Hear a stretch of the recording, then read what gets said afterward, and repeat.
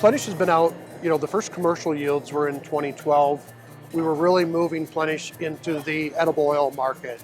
And through the years, we've gotten into the last 5 years, and we've now seen another downstream use for Plenish, and that's in the dairy market. And so there are dairies now, there's nutritionists that are substituting out their fat product, and they're using Plenish as now the fat product for those rations. So they're seeing increased milk fat. Those dairies get paid on the components. They're seeing increased milk fat and certainly a decrease in their ration costs.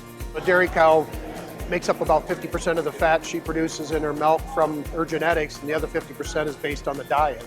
And so a lot of those diets could contain palm fat. There's certainly some other fats that they could be putting into that diet.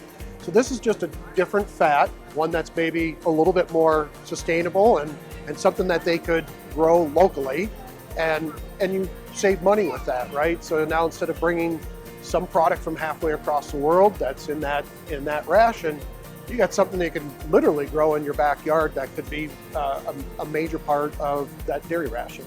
These products yield right with commodity soybeans.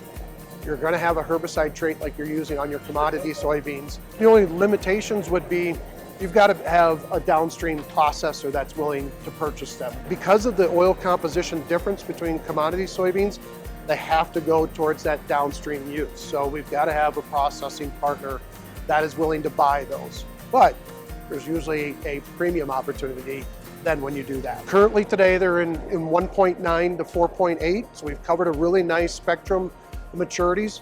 We are working really hard to try and bring some group zeros and group ones that we can hit more of these northern markets, whether that be northern Wisconsin, Michigan, New York, right, Vermont, some of those soybean growing areas where we need those earlier maturities.